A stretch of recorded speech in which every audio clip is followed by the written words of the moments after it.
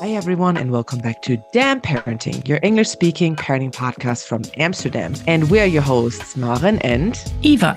And today we have Dr. Naomi Gibson with us. Hi, Naomi. Hello. Because we are heading into the festive season where, of course, there's lots of cheer, but also lots of tension between couples and parents because there's lots of different views on how should we set up things, how should things be organized, what are we buying, like all the things that come with the festive season. So we thought it is a good time to check in about compromise and what are strategies that we as parents, we as a couple can take to find a middle ground when we are standing in our corners screaming at each other that we want to have it that way because this is how we want to do it and that's how it's always been done in our families in whatever context and circumstances. So we thought, how can we get closer together again? How can we find a compromise that is working for both parties? And also if then we involve the third party, the child, and find a compromise around their needs. Eva and I were just sitting there like, yes, this is a topic that we need help with. And we thought this is a topic that Naomi should come on and give us a little bit more professional insight and professional strategies. So we're not blabbering our heads off and at the end of the day, still screaming at each other from our corners. So what are the best strategies to keep sane, to find a third solution when we are just in our world, in our reality, and there is very little, let's say, openness to a different solution than we might have envisioned? Where to start?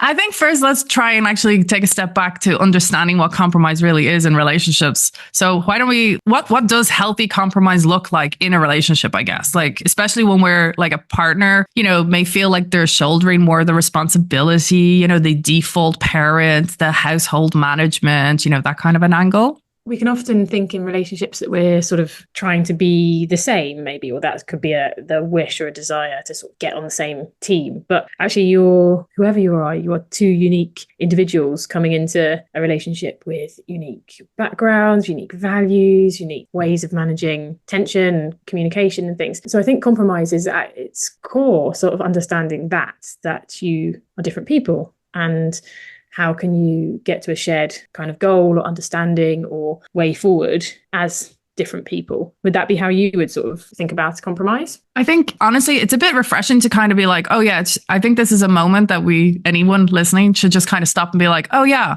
we are two very different people. We have two very different backgrounds, maybe even cultures or whatever it might be.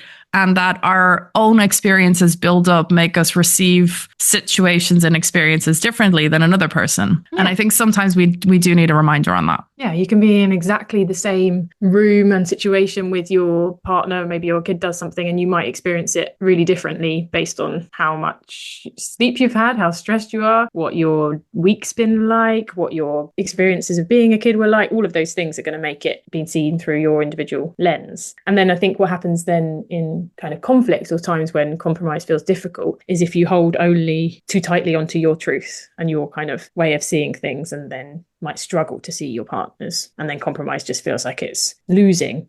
Compromising can sometimes feel like, oh, I've lost this because I've had to let it go. Whereas true compromise, I think, is, being able to sort of take all that is there, their point of view, your point of view, the situation, other needs, and kind of find a place that feels right for both people. So nobody wins or loses. Your team wins, your parenting couple. I think this is also shifting the view again from how can I see the other view as a resource? So really saying, all right, I have my view, you have your view, and let's not view it as conflict, but put it all on the table. And what are our collective resources that we have together now? And how can we now build the third solution out of our two views? And I think this, when you said you are a team and you are an individual, that immediately sparked then, the thought of me, oh, yes, so I can see a resource and I can see they have something extra or they have something very different that I have not thought of. And instead of seeing as I have not thought of and that's why it's bad or that's why it's not something for me, seeing it as I have not thought of and great that they have, so I can get another point of view on the situation and really see it as a resource instead of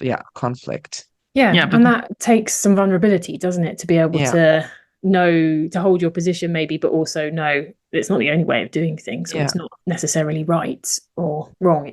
It can also lift a lot of pressure knowing that I don't have to have the golden solution, or I don't have to do this alone, but I can rely on the other resource. I can rely on the other point of view, and I don't have to do everything myself and come up with the perfect solution myself, because I do have another partner and I can just discuss it as, oh, this is my view and I see it's not working. What is your idea on it? Mm. Can I actually ask, how do you differentiate between compromise and a sacrifice? Ooh, good one. That's quite nuanced, because often when you compromise, it can feel like you're sacrificing things. I think I would come down to, sort of the core values, the things that you find important. And here's me talking about values again, but I think it's so important. As in, like, when you're compromising, you probably won't compromise on those things, or it will feel like too much of a loss if you do. So I don't know, let's think of a parenting dilemma, maybe. No plastic toys in the house. Fine. Yeah. Although that's probably not a value, unless that's, that might be more like a rule or a preference or something. But maybe a value is, I don't know, try not to shout in front of the kids, or something that feels like quite core, important to you because maybe your parents did lots of shouting and it felt frightening or something like that. Then if you keep sacrificing on those core values and keep sort of saying, keep getting into fights perhaps, or keep sort of sacrificing, then it isn't a compromise. Whereas it might, maybe shouting's not such a good example. What could be a parenting dilemma that can be compromised? I mean, probably when parents have different ways of approaching child discipline in some way, there's often a sort of a values debate, and it might be that a compromise is to, maybe when you're a kid you've got lots of presents for Christmas, and for somebody else it feels like, oh, we don't want to, and you both kind of these kind of values thing. If your collective value is that you want your child to feel like they're opening a nice present and they're loved and appreciated, then if you go from that place, then you probably can find a compromise. Maybe it's 2 presents instead of 10 or something. Does that sort of make sense? Yeah, well, honestly, it just reminds me of Santa Claus versus Santa Claus in this house. So the compromise is basically, you're kind of saying, okay, you want to do this, I don't want to do as much, so we're kind of going to agree on a bit fewer toys, as it were, or gifts.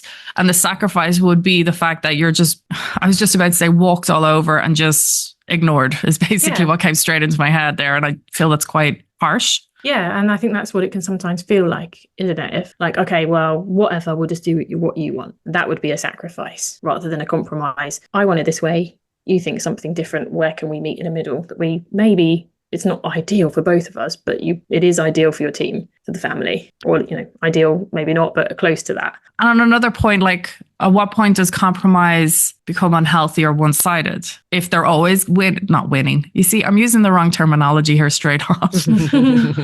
Yeah, but I think you're clocking into that's what it feels like sometimes. Yeah. If the compromise is, if you feel like you're constantly having to be the one to let go of those things, then it doesn't feel like compromise anymore. So compromise is sort of in its nature kind of respectful of the other person. And it's kind of saying, you matter to me and what you think matters, and I think something different, but we're not always going to do what I want, because that's not respectful either. Sort of trying to find a middle ground. But sometimes that can feel like you're being walked over, or that your needs aren't respected. Thing that has worked in my household is that we also have separated a little bit the compartments, or like the departments of, this is where I'm willing to give more compromise from my side, but this is something where I'm not willing to budge off as much. So I don't know, when it comes to giving presents or health or whatever, like, so maybe also look at what are different fields that affect your family life or your child, where you say, oh,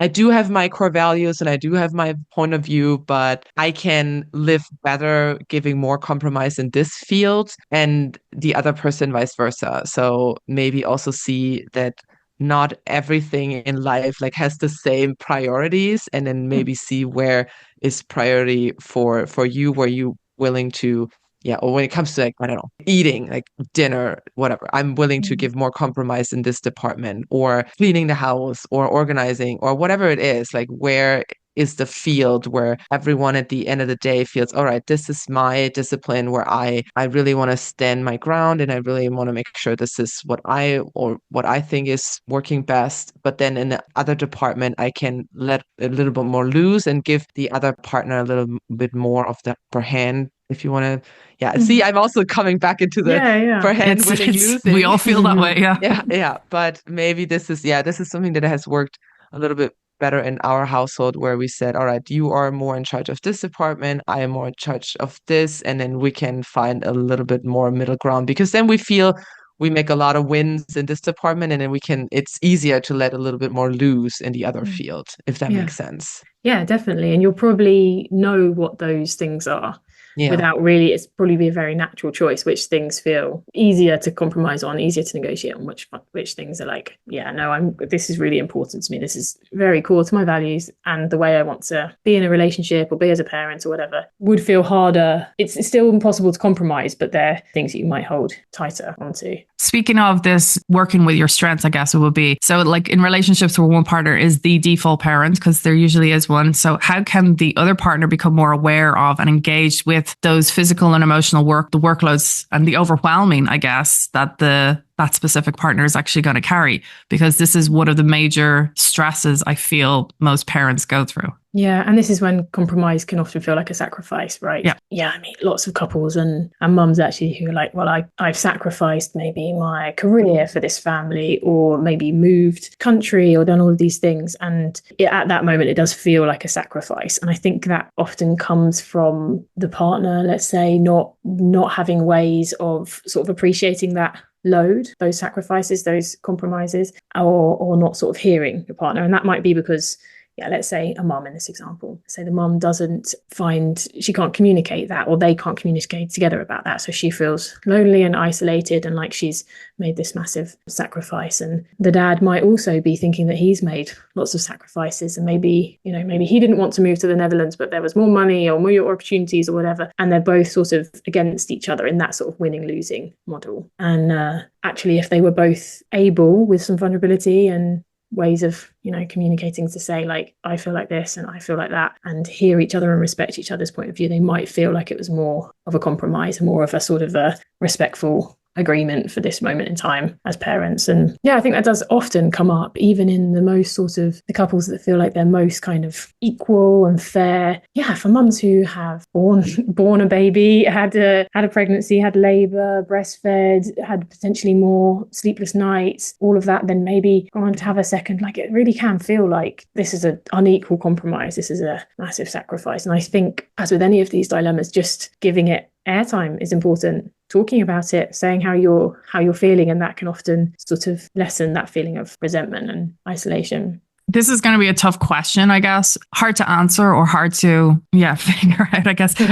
Communication obviously is key in a relationship. And what you just said there is a case of the communication between and being able to express your feeling, your needs, your wants, whatever it might be with your partner. What if that partner is not of the same mindset of like, oh yeah, I've got time, or, they're busy, or they're stressed, or there's a lot of things going on. So you as a couples therapist, not to like, be out there kind of just like, oh yeah, this is what everyone has to do. But obviously, when I've spoken to people or whatever, like in my head, I'm always thinking, go to a couples therapist, just sit down and just talk. Like, I mean, that's what they're there for. It's not that they're doing some psychological weird stuff on your partner who's just, I don't want to be here, but it's just a case of giving space to actually have a conversation, to have a mediator, basically, to have that conversation. But how can we convince our partner to enter into that? Because sometimes at home you try, and you're just now in this cycle of just trying so much that you are now sacrificing. It's not a compromise. You're in total sacrification. I don't even know if that's a word.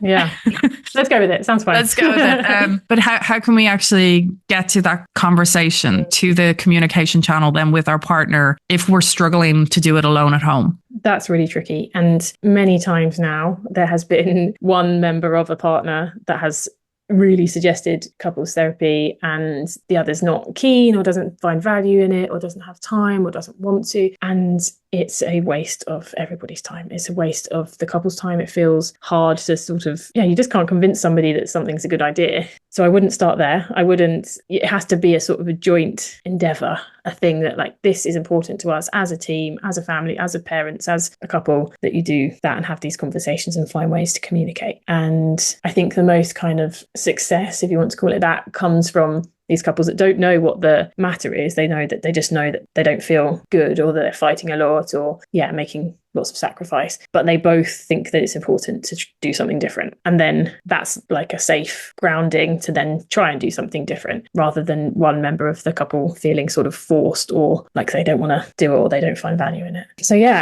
that's tricky. So then starting those conversations and doing that work to even start that in the first place can be really hard. I don't have a magic kind of bullet to solve that. I think it comes from a place of trying as hard as you can to drop your defenses and be more vulnerable with your partner, and hoping that they return in kind with that and they can talk about these things. But yeah, it can be really difficult. It's kind of refreshing to hear you also just kind of say, you can make the appointment, you can turn up, but if you're both not actually emotionally turning up as well for that appointment to sit there and be open, to give space to have this communication, you're wasting everyone's time in that room, basically. Yeah, and I wouldn't say it's necessarily a waste of time, because you're obviously in that hour, you're committing to thinking about yourself and that as a couple, and that's important. But just, I suppose, if you're going to make any long-lasting changes, you need to be committed and motivated to do that, which would be the same in individual therapy too, right? You have to notice something is afoot and want to kind of change it and feel willing to do something different to how you've always done things.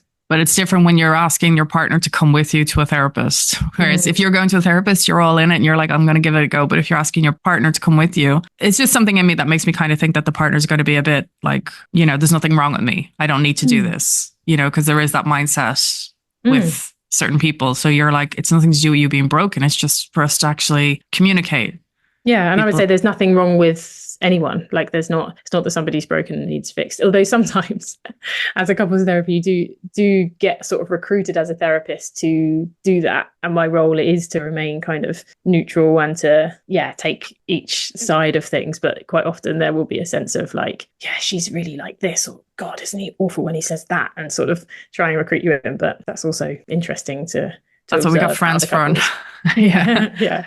So this conversation basically came about when myself and Maren were having a chat. And one of the things we were talking about was some people we've met or we've had a discussion with kind of created the question that I'll ask now, is like, when we talk about the social events and sharing time together, how can couples create balance when one partner has a higher social need or desire or appetite and expects the other to also attend these events, when the other partner, usually the default parent, usually the mother as it would be, they still feel overwhelmed, disinterested, not even feeling themselves as well, having maybe given birth or just still entering the matrescence period? Is there a way that we can help ourselves to be able to communicate this, to have an understanding, and to create this equal balance that it's, you do you is nearly what I would say.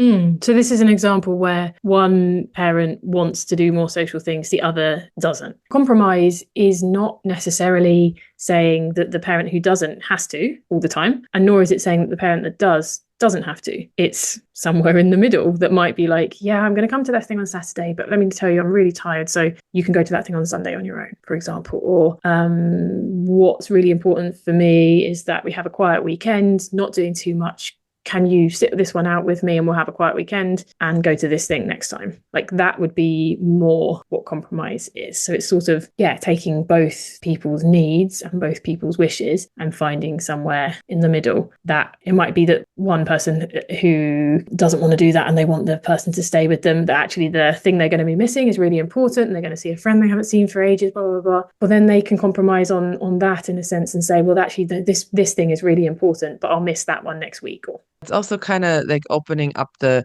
investigation a little bit more. If I hear this partner doesn't want to go out, and instead of saying, but you have to go out, or it is really important to me, like asking them, what does it make it so hard for you to go out? And there's a lot of reasons. Maybe for me, sometimes it is that I just don't like these people. I would love to go out, but I just don't like these people, or I just don't like the place, or I've been up all week because we're potty training at night and I've been up 3 times a night. Like just investigate a little bit more and then find the compromise on that ground and asking, how can I support you so you feel more in the mood of coming, because it's really important for me, because I feel proud coming there with you, because I want to show everyone that we're together. Like also sharing more of your intention. why you want the other partner to come, but also investigating more why the other partner doesn't want to come, and then start a conversation from there. How can we help each other out here instead of, I want you to come, but I don't want to come. Yeah. Yeah. So sort of having a generosity and a curiosity with each other. Yeah. That's exactly that, kind of investigating.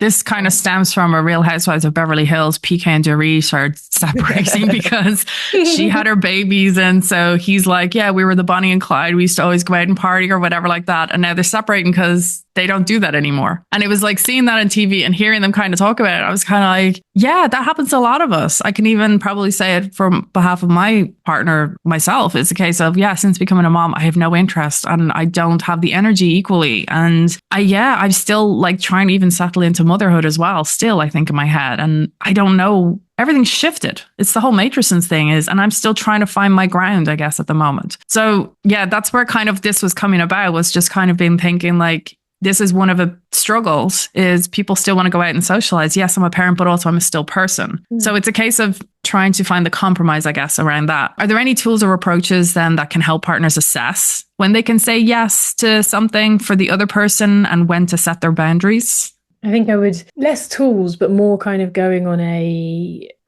gut feeling, a kind of a core values feeling, which we've spoken about before, haven't we? You sort of know what those are. And if that might feel like if you were to compromise on that, it would be a sacrifice. Yeah, being vulnerable with yourself and reflective with yourself, and then also with your partner. Just trying to think of a good kind of parenting dilemma that comes up where you might have to do this. Have you got any ideas? I mean, I guess I could give my own example where the last month, a friend of ours got married and like literally we don't have any babysitters. Oma comes to babysit. I think that was her fourth time coming and it didn't work the time before. And I honestly, to that morning, was even still sitting there going, I don't want to go. Like, I still don't feel like myself. I have no clothes to wear. I'm really not in the mood to sit in a whole Dutch environment. You know, it's going to be a whole day. I have to hire a car to drive into the middle of nowhere. And I just was like, I just don't want to do this. But like you said, the whole compromise was taking a different perspective. I know that I don't go out or do anything anyway. It is our friend's wedding. You know, it's not just a case of going out for dinner. This is a special occasion. I was like, I had to pull myself together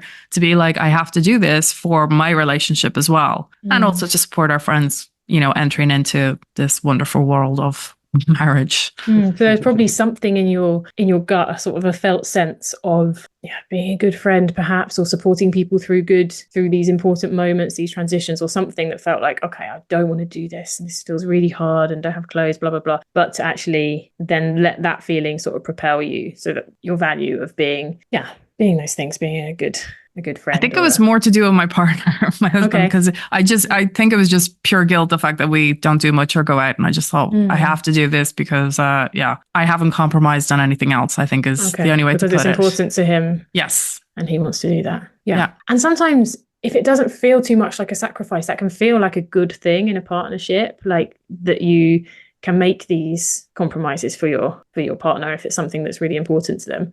I think it's also a case of, I feel so like wrapped up in a bubble of comfort of kind of like, I can always say no and he's just going to accept it. And I can just stay cozy at home and wrapped up and I don't have to do anything. And when you get used to it, it becomes part of your routine, your habitual like nature.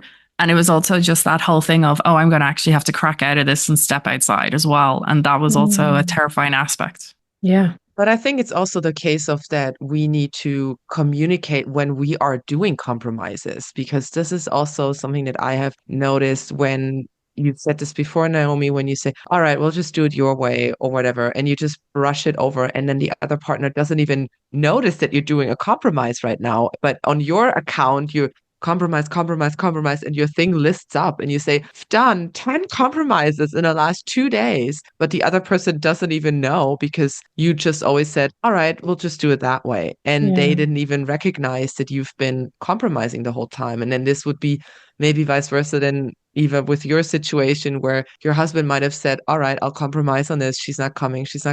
But you have noticed this as, all right, he's fine with it. And actually, he's been saying, we've been compromising the last 3 years. So this is the one time I'm not. So really making this also, the communicating when you are compromising and communicating how much of a compromise it is for you right now. So the other partner really notices and then has a more openness, I guess, next time when they remember, oh, yes, she's really like made this work and she stepped out, and I know it's been a struggle for her, so I'm going to let this one fly or whatever. So really communicating the times, but also the impact of the compromise, I think is important to really get the other partner to notice your work.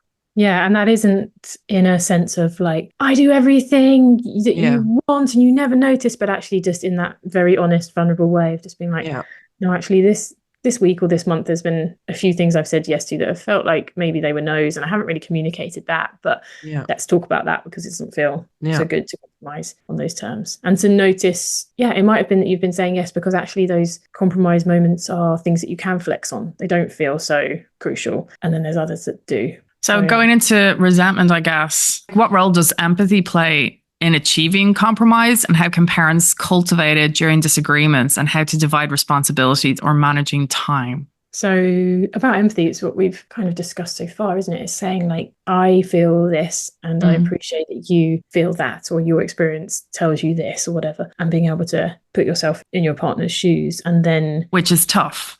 It is tough. Yeah, it's totally tough. But there's lots of research on the couples that see themselves as a team, two individuals, different, unique, but making up a team, have more kind of satisfaction in that relationship. They can compromise without it feeling like a loss. They know that they need to invest time and effort into their team to feel good about it. And sometimes often actually that involves compromise. And then your second bit of that question was about tasks and things. How to divide the responsibilities or managing time, because again, this was a conversation that myself and Maren had. Was I think the example I gave was one of the partners had a lot of events for work, and so it was a case of they were going out and doing that quite a lot, and the other partner was staying at home because you can't find a babysitter. I think most people can feel that pain, or it was just they just weren't interested in it. But when it came to play dates, the default parent had to do all the, I'm not going to swear, play dates, because they're the ones doing it every afternoon,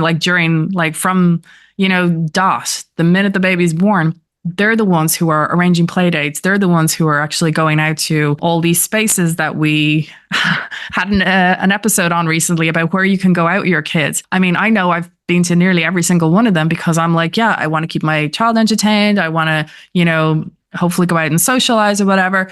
But the thing is, the other parent is like, oh, well, you're doing that, so I don't have to do that. And so then it all falls on us.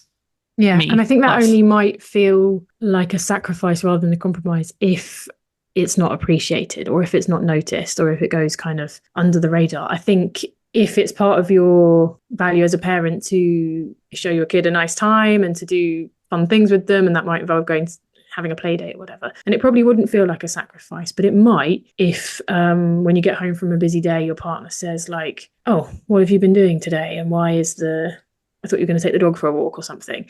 That might feel like, oh God, I've sacrificed so much and I've done this and I've done that and I'm still not being appreciated. But if the same partner, when you came home, and they might have also had a busy day, and you can connect on the fact that you've both had these different busy days, and they say, I really appreciate you for taking little whatever out to the park. It's exhausting, isn't it? And you say, I really appreciate that you've done like 4 events in the last month. That must be really tiring too. And you can just, it's as simple as that. That probably puts a real sort of, a balm on that feeling of resentment that can come, just noticing and appreciating. Well, then, because myself and Maren really kind of got into this flow of this conversation for a good 10 minutes, I think. What if it's just the one parent always doing it though? Yeah, I think I would wonder if that's a problem. And if it's a problem, then to find ways to remedy that in your relationship. If it feels like, okay, I'm always the one that does the play dates. Actually, I'd like for you to do those sometimes. And that would feel really helpful to our team. If then that's met with, no, that's not possible because I don't want to, or you're better, or I don't have time or something, then that's another layer of having a conversation about it. Well, actually, there's not something special that makes somebody able to do play dates. It's just that they think it's important, have the time, have the access to it. Yeah, again, there's not one sort of golden bullet. I think it's just having these layers of conversation and feeling able to do so and being vulnerable and talking about these tricky things together. The reason this episode was so important to us is just because, it's those, they say there's those 5 love languages, and the thing is, as we said, like we also have the additional things of generations, culture, language. There's so many different layers that come on top of this. So the communication aspect is really hard. to be able to express yourself to the other partner in a language that they'll understand. Hence going to a couples therapist to be able to sit there and to have someone actually do the translation for them, because you could be saying the exact same words, but the therapist is able just to change a different flow of it, because you could sound aggressive or you could be causing a trigger in your partner, and there's this whole thing. And that's kind of the biggest problem I guess many people will have in this is understanding. And as you say, putting yourself in the other person's shoes, like that is one of the hardest things to be going through, especially when the resentment has already built, the anger, the frustration, everything is escalated. You're already on the top of Mount Everest and you feel, how am I meant to put myself in the other partner's shoes when they're down in the ground? Yeah, they're not doing that for me. I'm not going to empathize with them. How dare they? All of these sort of, winning and losing narrative comes up. Like, of course it does, because as you say, you're on top of that mountain ready for a fight. Yeah. So you can't possibly at that point have a conversation where how you feel. And the worst part is they're in base camp and they have no clue that you're on top of Mount Everest talking to them. Yeah. Climb back down, or they've got to climb. It would be a compromise for you to both meet halfway and have this little discussion. So is it just a case of like, I just feel like that's the sacrifice again, is like, I have to calm down. Like, they're not meeting me, they're not listening to me. I immediately go straight into, I have to sacrifice then when I think about that. Yeah. And starting from that point is going to make you feel combative, isn't it? It's not going to make you feel like you're on the same team. Yeah. If I'm going to have to compromise and I'm going to have to sacrifice again to help have this conversation with you.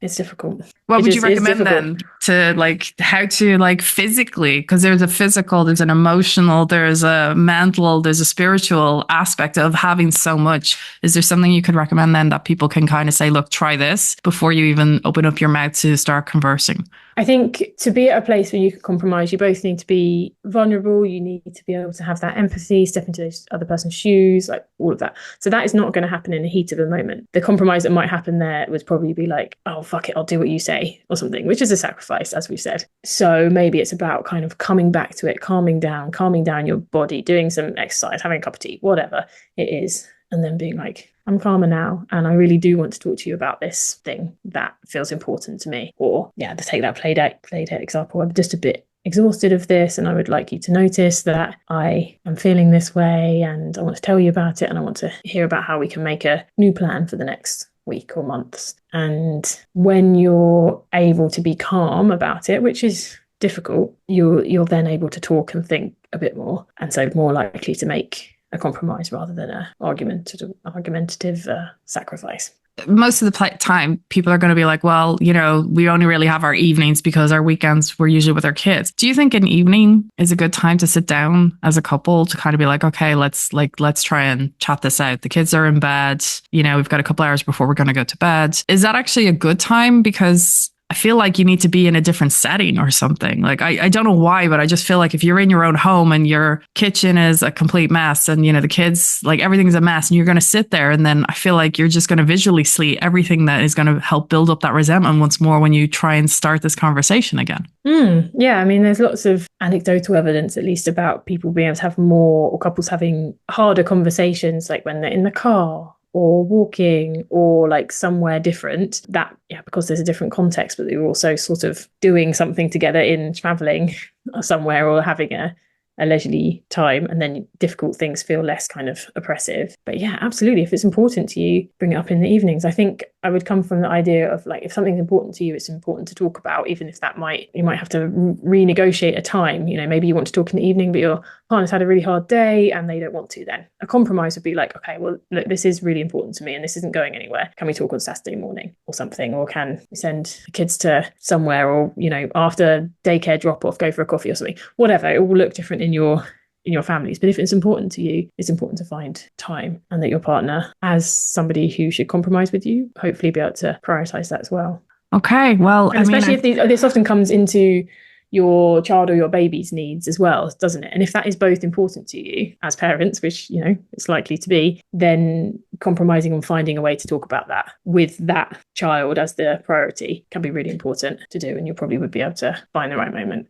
There's a lot there to digest. And I think it's a lot of work as well with the resentment and with compromise. I think that's always a continual piece of work that we're going to be doing for our entire lives anyway, especially as the kids are young and as they grow. Yeah, I think that's a lot to digest for now. So thank you very much for, helping give us a little bit more insight and understanding into what compromise is. And we hope anyone out there understands my mistake was going to a therapist with a partner, dragging them, kicking and screaming. I think it was a waste of time for everyone. But Naomi has corrected me to say, well, actually, it's also an option. Because it's also extremely common. That's not. I know.